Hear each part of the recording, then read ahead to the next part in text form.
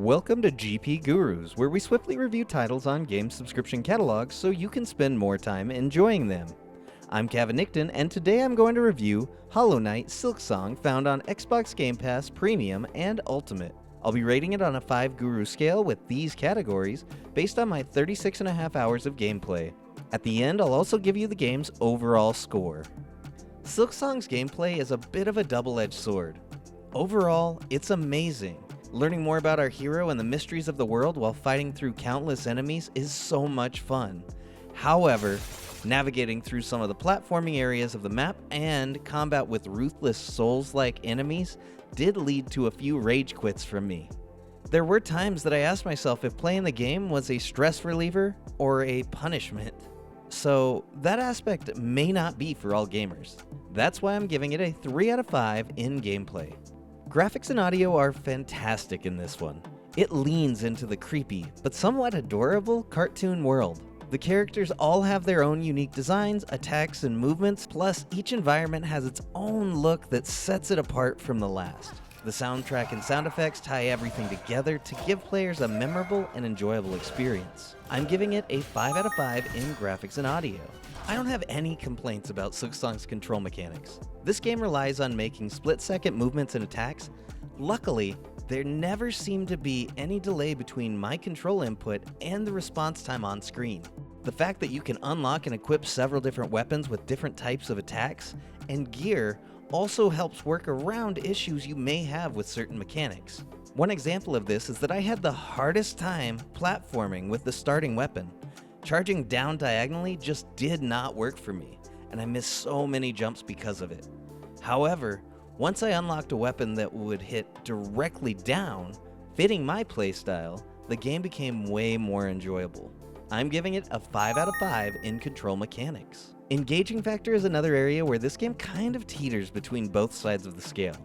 On one hand, it had me enthralled for hours on end, wanting to take the next step toward finishing the game.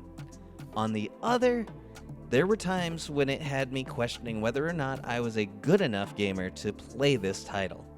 The fact that some of the ads and mini-bosses actually seem harder than some of the bosses to defeat is just wild.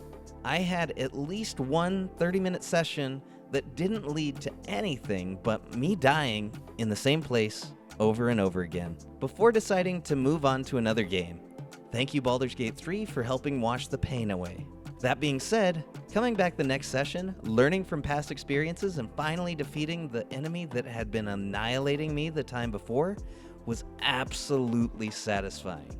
If you go into this one knowing it's going to be a bit painful at times, and accept it, then I think you'll love this game. If you can't get past struggling and dying repeatedly, then this one may not be for you. I'm giving it a 3 out of 5 in engaging factor. Silksong's story is actually what helped bump the engaging factor up a bit for me. Helping Hornet ascend toward the Citadel to discover why she was captured and uncovering the mysterious reason why many pilgrims are going mad in this dangerous world had me on the edge of my seat, forgetting about the punishing combat I've been working toward. Soundbites and discoveries along the way helped unravel a story in a way that felt like reading a book you just couldn't put down. I'm giving it a 5 out of 5 for its story. Hollow Knight Silksong is an outstanding game. Exploring the vast map, customizing your gear to perfectly fit your playstyle, and then utilizing it to cut down your enemies is a perfect combination for a top-tier game.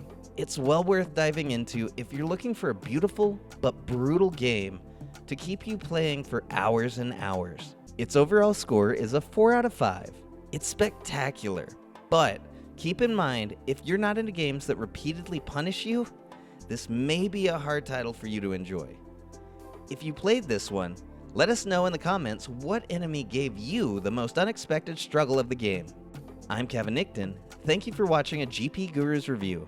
If you enjoyed the video, please like and subscribe to stay up to date with our reviews. We'll see you next time.